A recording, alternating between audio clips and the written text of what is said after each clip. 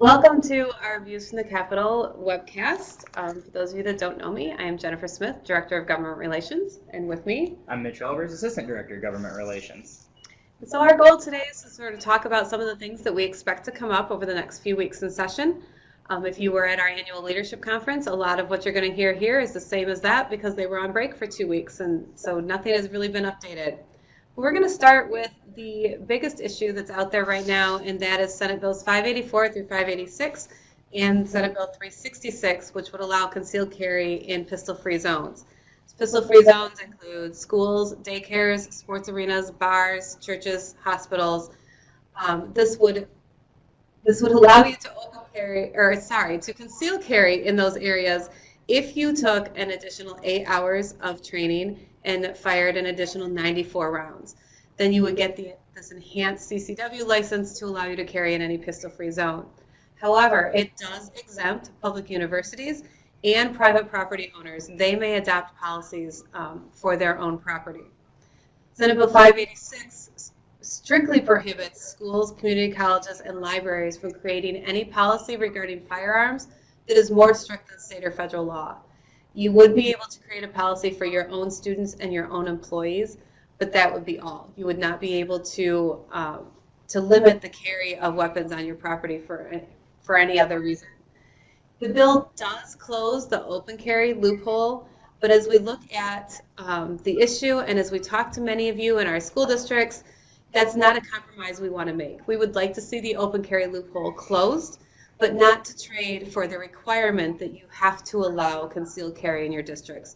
We firmly believe that that is your decision and that the district should be able to make that decision based on their community and based on their school district and not be handed down from the state. When it passed the Senate, they added another bill to the package, Senate Bill 366, and this allows for a concealed weapons license for 18 to 21-year-olds. Your license would expire at 21, and then you would get a regular CCW, but you could now apply for one at age 18. The reason that we started watching this bill is because with 586 and 584 requiring you to allow concealed carry and not being able to limit it with your own policies, your policies can't affect students that do not attend your district. So if you have visiting students, if you have shared time students that don't have the same policies from the areas they're coming from, you could have an 18-year-old that would be able to carry on your property even though they are taking classes from your district. So we have a lot of concerns with those sorts of things too. We'd like to get some of that cleaned up. But overall, we oppose the bills and will continue to oppose the bills. We sent out a resolution for boards to adopt shortly after annual conference. If you do adopt that resolution, be sure to share it with your state representative, your state senator, the governor, and if you get a second, with us as well. We're keeping a list of all of the districts that we know that have passed these resolutions. You also should have received an alert from us this morning about contacting your representative. The bills are not scheduled for a hearing this week as of yet, but we do firmly expect them to happen next week. And when you get that alert, even if you've contacted them already, or if you believe that they're on your side or there's no way they're on your side, contact your representative anyway. Those calls really do make a difference. If they're with you, you want them to be able to say, I heard from my districts and they don't want this. And if they're not with you, you don't want them to be able to stand up and say, I didn't hear from my schools, they must not care. And we actually have seen a quote from the chair of the Judiciary Committee saying that he doesn't think schools should have a problem with this. And so we need to make sure that he understands what the school districts really are feeling and thinking. So these bills are in the House Judiciary Committee. And again, they're 584, 586, and 366. And so we urge you to take advantage of that alert. Also coming up is Senate Bill 574. This deals with regional enhancement millages. We have about 7 of them in the state, and this would allow public school academies to receive revenue from those regional enhancement millages. It is not retroactive, so if you have one currently, they can't take advantage of it now, but they would be able to take advantage of, or they would receive the revenue once you renewed it or passed a new one. It does state that the public school academy has to have been in existence on the count day that is used to determine how many students are within the ISD. The public school academy must also exist fully within the boundaries of the ISD, and all of the money that the PSA receives has to stay within the ISD boundaries. So if that money is transferred up to their education management organization, they would only be able to spend it within the ISD. They would not be able to take the money from one ISD and share it to their schools throughout the state.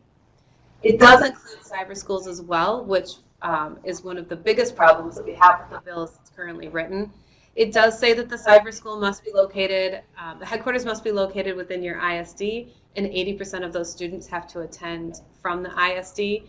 So it's fairly tightly written, but we still don't believe that cyber schools belong in the bill. Overall, we oppose the bill. We have worked very hard to get some of these changes that I mentioned to make sure that it is a little more feasible. But we oppose the bill because we know that those tax dollars go to your districts to offset costs that PSAs do not have. And so we have been fighting against the bill, but trying to make it as tolerable as we can handle. The bill has been reported out of committee and is on the House floor. At this point, the vote appears to be close, so if you haven't contacted your rep on that bill, you may wish to do so. We're also hearing that House Bill 5157 and Senate Bill 271, which deal with pre-Labor Day start, are still a topic for the legislature to look at this year. Senate Bill 271 is on the Senate floor right now. However, House Bill 5157 is in House Ed Reform, and we're likely expecting it to come up this week or next for a vote out of at least committee. This bill would allow schools to start before Labor Day without first seeking an MDE waiver. However, schools that begin before Labor Day would be prohibited from having class on either Monday or Friday in August. This would lead to a 3-day school week and a 4-day long weekend for students. Schools would be able, teachers would be able to be held in on the Fridays, and there are exceptions for calendar, middle college programs, and special ed programs that require year-round schooling.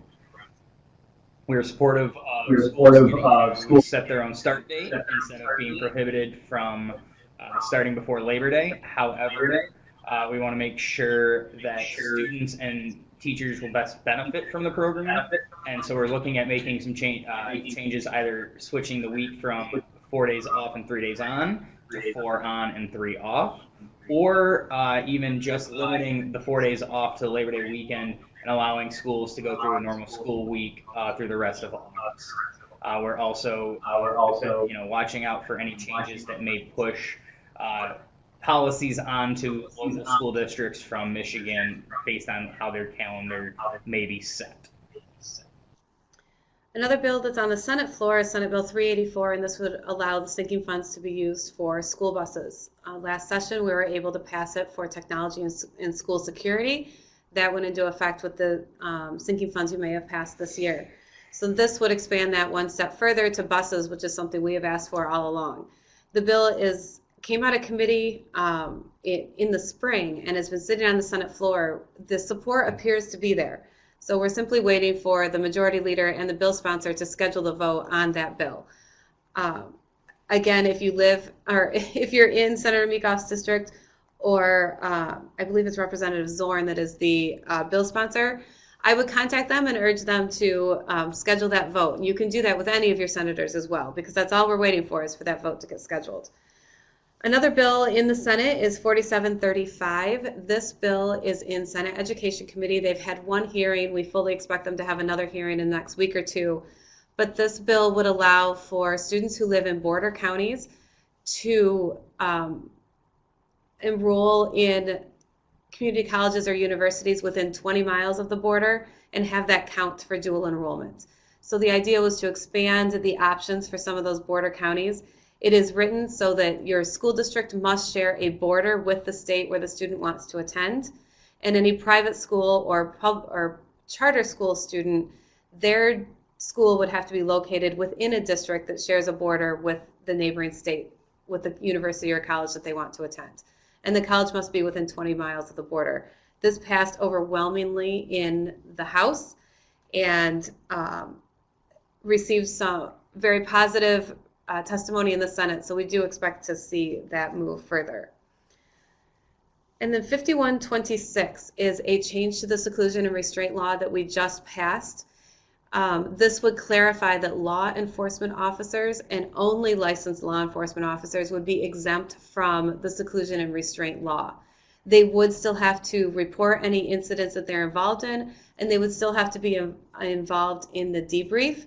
But this takes away the concern that some of the law enforcement school districts were having with whether or not a police officer was considered school personnel, and if they had to go through the training under seclusion and restraint, or if they were under the same legal ties that the seclusion and restraint set. The problem was that police officers obviously are trained differently, and if they're pulled into a situation, they were concerned that in the most egregious of situations, if they needed to handcuff someone or to remove someone from school property, they wouldn't be allowed to do those sorts of things because of the way the seclusion and restraint laws were worded. So this is exempting only licensed law enforcement officers, not just a security officer for a school, and it allows them to just go through, do the police training and act as they would as a police officer without having to worry about violating the seclusion and restraint law. Next, we're going to talk about House Bills 5139 through 5142 and 5145. This package of bills focuses on career and technical education at the K through 12 level. 5139, sponsored by Rep. Frederick, requires the Michigan Department of Education to create model programming that includes learning targets and instruction for students at every grade, incorporates career education into core instruction, and includes strategies for engaging parents, community businesses, and industry interests. Will require by the 2018-19 school year that school boards and PSA board of directors would have to ensure the district's curriculum includes instruction on career development for K through 12 students. 5140 requires high schools to provide their students pupil information from Michigan Data Hub Network to representatives of proprietary school, community colleges, or skilled trades employers, so long as the pupil's parents have provided sign-off on the student's information, which can be revoked at any time. It'll require school districts, ISD boards, and PSA boards of directors to notify parents of the change, and allow and prohibit anyone that receives the pupil data from sharing it for non-recruitment purposes. 5144 permits the employment of non-certified, non-endorsed teachers in CTE programs, and then it will and outlines the requirements that CTE teacher must meet, which are a high school diploma or a GED and a licensure in the area that they're going to be teaching in. So if you're licensed in, you're a licensed contractor, you can teach, construction and building at the high school, or if you had a license within the last 2 years. 5142 incorporates the changes to these non-certified, non-endorsed CTE teachers and excludes them from the amount paid to them from being deducted during the person's employment. And 5145 requires the state superintendent to promulgate rules allowing an individual to use time spent engaging local employers and technical centers toward the renewal of a teaching certificate in the same manner as other continuing ed and professional development. Since the bills have been introduced, we've been working with the committee chairman, Rep. Frederick, as well as the other bill sponsors to try to get some changes that would lower some of the reporting burdens on the schools themselves and shifting that to where the data may be more accessible, such as the state. As well, and during this entire time, everybody has been expressed their support and ability to want to cooperate in making sure they get the best product. So we're hopeful that those conversations will continue, and the fruits of that labor will ensure a good CTE program, but not increase the burden on local school districts any more than necessary. And finally, the last thing that I've been working on is the substitute teacher shortage, which were a package of bills that are in the Senate Ed Committee 4421 and 4422. These bills would expand the instances when a school district or ISD can hire individuals without a teaching certificate as substitute teachers.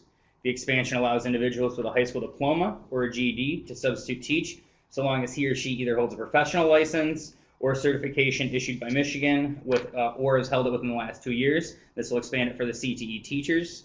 And then 4422 would end the sunset on the critical shortage list and remove the requirement that districts pay into the retirement system if they hire back a retired teacher.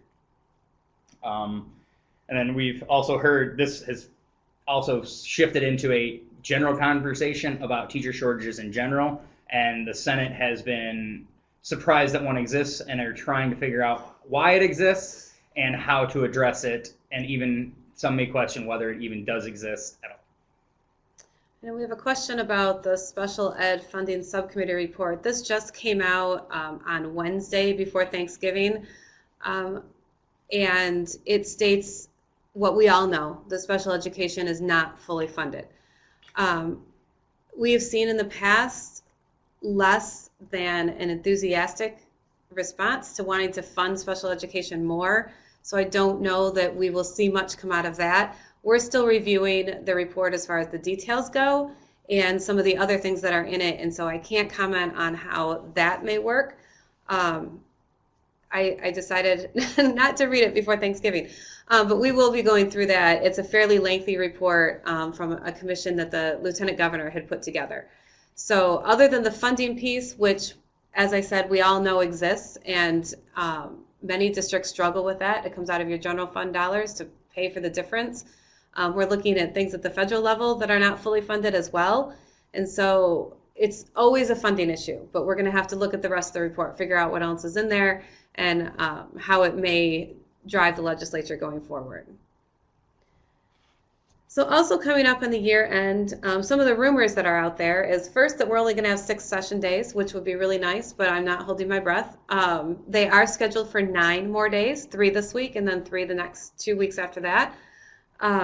So it's up to leadership, but I know their goal right now is to get out by next Friday. We're also hearing that the truancy bills may be coming back up in committee. We've met with the chair of the committee as well as some of the other stakeholders with our concerns that have remained the same as these bills go through, that the definitions are far too hard to take care of. In attendance has been the biggest one for us. It says that if a student misses more than 10% of a day, they would be considered absent. And we've talked to them about that 10% is not really even enough for a child to have a doctor's appointment. It also would affect high school and middle school, those levels where you're changing classes. It affects those differently. The bills would not allow a voicemail message to be considered an excuse. You would have to have like actual documentation from the parent. So we're trying to get some of those things taken care of, and the issues that we've been working on since these bills were first introduced. I don't know what their future would be in the House, because you end up with a political dynamic where the sponsor of the bills, Senator Shoemaker, and the leader of the House, Speaker Leonard, are both vying for Attorney General when they're done with their term this year. And so you get that political push and pull, whether or not Speaker Leonard would want to give Senator Shoemaker something that she could run on, or if he wants to get credit for it, or whatever that may be. You end up with an interesting political dynamic there. Those bills are Senate Bills 103 to 106. They passed the Senate very early this session, and we have heard that there may be a second work group with the stakeholders.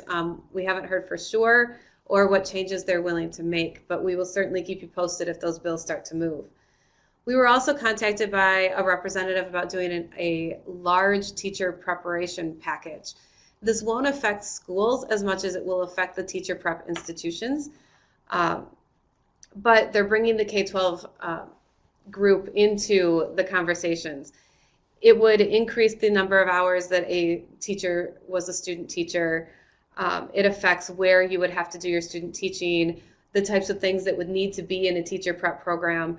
And she has them all drafted to say that this superintendent of state instruction shall not authorize or should not certify a teaching college if they don't do the following.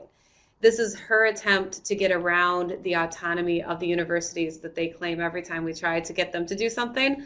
that they have constitutional autonomy. So this is her attempt to try to get around that. These bills are still a work in progress, so I think the most we would see in the next few weeks is introduction, but it's definitely something that we will see, if not by the end of the year, in the beginning of the new year. And the last rumor we're hearing is on A to F letter grading. And we haven't seen any details of this. Representative Kelly is no longer going to Washington as we had heard. He will now be staying here to finish out his term.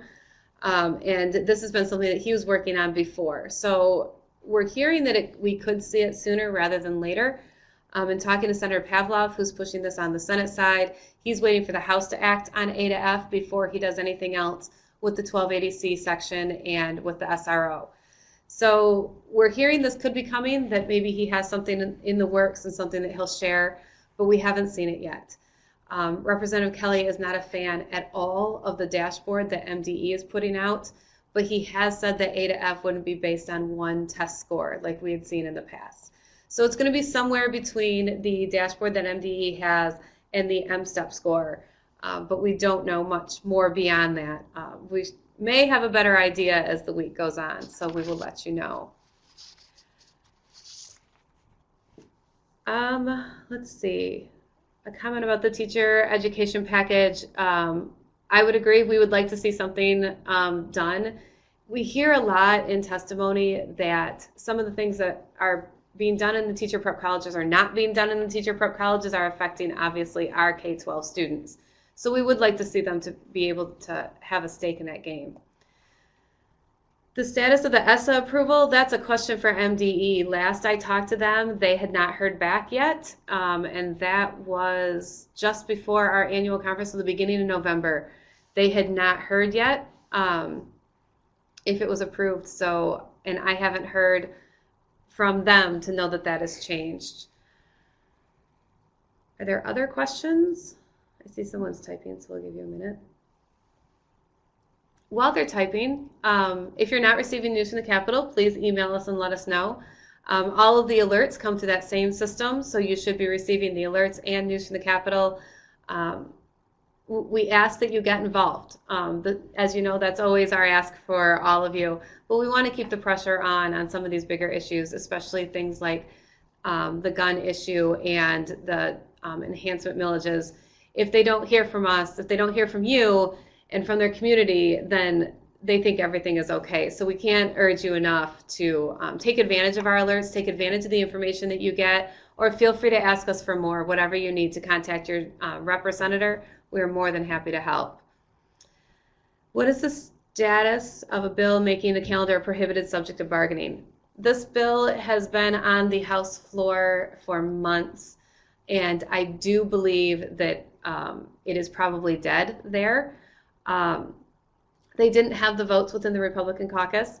The bill would, I can't remember the bill number offhand, but the bill would not allow you to bargain calendar or schedule. Those would be added to the prohibited subjects of bargaining under Representative Garcia's bill, but I don't see a future for that bill at all.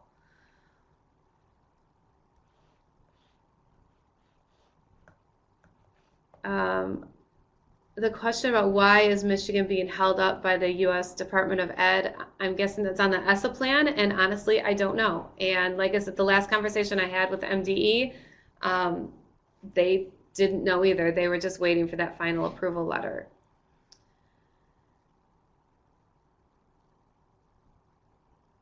Have you spoken about the gun? Yes, the Guns Everywhere bill. We did. We covered that first. But those bills are 584 through 586 and 366. They are in House Judiciary, and we do expect a hearing for those in the next couple of weeks. And Barb, I can get you more information if you'd like that. Any further talk on 31A funding for next year and how it can be used? We have not heard what he's going to do with the at-risk funding, what the governor is going to do with at-risk funding next year. We just got the language fixed for this year in the supplemental. When it passed, excuse me, when it passed, it said that you could use it for economically disadvantaged students, and that was limiting what you could use the dollars for. losing my voice. It was limiting what you could use the dollars for only economically disadvantaged students. So while you were receiving more money for more students, you couldn't use it for those same students. So we got that changed in the supplemental that was just passed and went into effect in November to say that you will get count by economically disadvantaged, but you can use last year's definition for who you spend those dollars on. So that is the law going forward. They tinker with this every year. I don't know what to expect out of the budget that we'll see in February. Any further questions?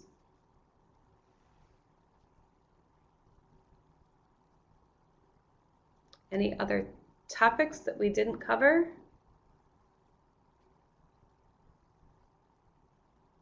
Okay. Well, if you do come up with questions, you know where to find us. We also have the masb.org/evocate site, and I'll put that in here so that you can see it. And that has a lot of the topics we just talked about and some of the updates on there.